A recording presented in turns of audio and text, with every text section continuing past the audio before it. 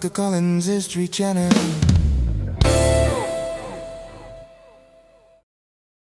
This is the story of the rise to power of Cyrus the Great and the beginning of the Persian Empire.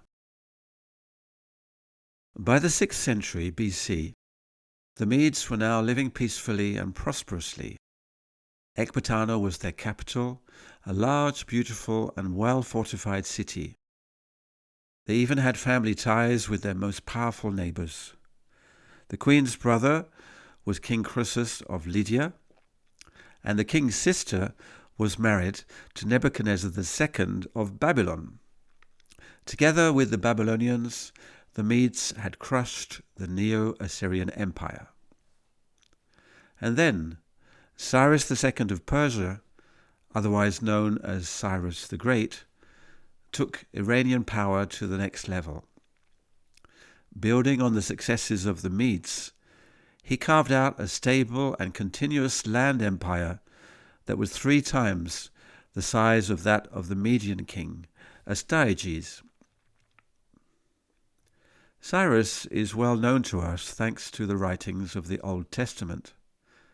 At the end of the 7th century, King Nebuchadnezzar II of Babylon was identified by Jeremiah the Hebrew prophet as the instrument of God's judgment on Jerusalem, resulting in the destruction of the temple and the deportation of much of the elite, the Jewish elite, to Babylon.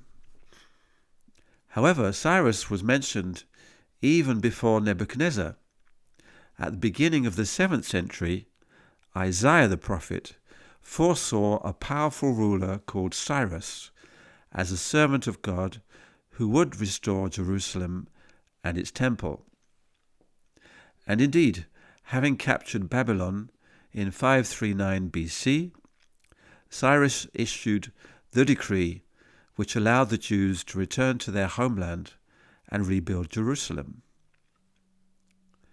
Before we look at his reign in the next video, let's have a look at his childhood and his rise to kingship through the account of the famous Greek historian Herodotus. In addition to the great events of history, Herodotus loved to reveal local color and customs to his Greek readers and relay the intriguing anecdotes behind events. Even before Cyrus was born, his grandfather had a dream about him.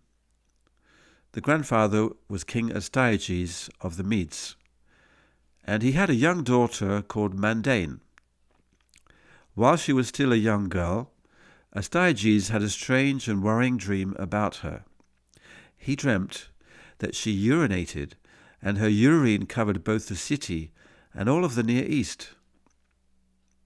The interpretation of the dream by the Magi worried Astyages so much that when she was of age to marry, he found Mandane a good but humble match from among the Persians, a much lesser tribe than the Medes at the time, and he sent her away to Persia.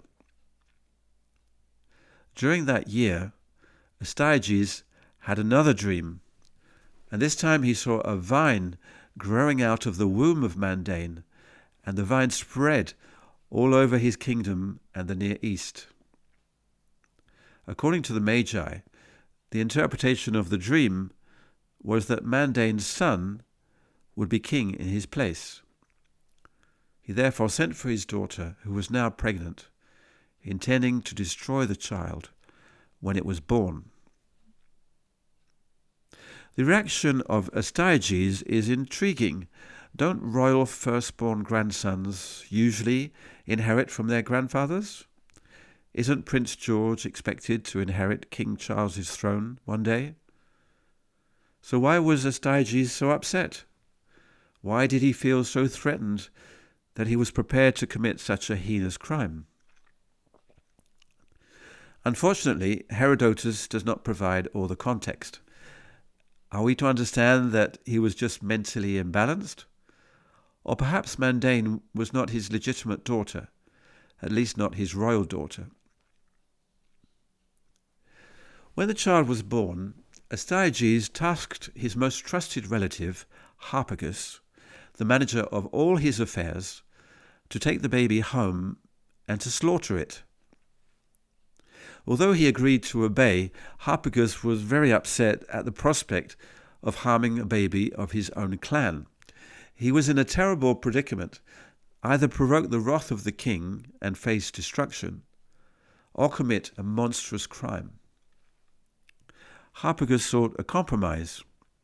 He did not want a member of his own household to commit the crime, so he summoned one of the servants of Astyages, a herdsman, and he lied to him, saying, "Astyages bids thee take this child and place it on the most desolate part of the mountains, so that it may perish as quickly as possible."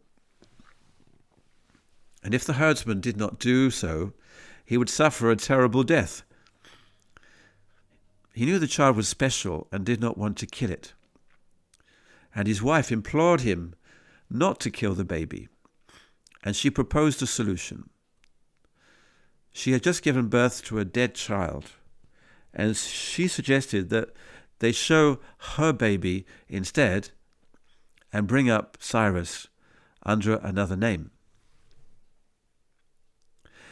10 years went by, and then one day, young Cyrus, under a different name, was playing with other boys in the village, and they chose him to play their king, which he performed extremely well.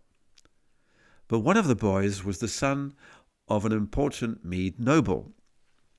When he refused to obey, Cyrus had him seized and dealt with him very roughly. When the father learnt of this, he had Cyrus brought before Astyages. Cyrus replied with such honesty and dignity that Astyages finished by recognizing him as his grandson. The king was so angry, but Harpagus pleaded that even his most trusted men had confirmed to him that the baby was dead. Astyages pretended to be persuaded and requested Harpagus send his own son to play with Cyrus. However, Astyages was so incensed by the betrayal of Harpagus that he committed the most ghastly deed. As soon as the son arrived, he had him killed, and when Harpagus came to dine with the king, he served him the meat of his own son without telling him what it was. When Harpagus discovered what he had eaten, he returned home totally shocked and revolted. When Astyages told the Magi how Cyrus had been discovered, the Magi suggested that since Cyrus had been hailed as king in the village, Astyages need not fear that he be proclaimed king a second time, and Cyrus was sent off to his real parents in Persia. When Cyrus became a young man, he inherited the title of his father, king of Anshan. He was considered the bravest and most loved of his generation. As for Harpagus, intending to wreak vengeance on Astyages, he maintained a friendly relationship with Cyrus, and then one day sent him a message urging him to lead the Persians in rebellion and take the crown. Cyrus prepared and motivated the young men from all the Persian tribes, and then set off to fight the Medes. Astyages was about to suffer his downfall. So, blinded by divine providence, having forgotten what he had done to Harpagus and his son, he appointed Harpagus to lead the Median army.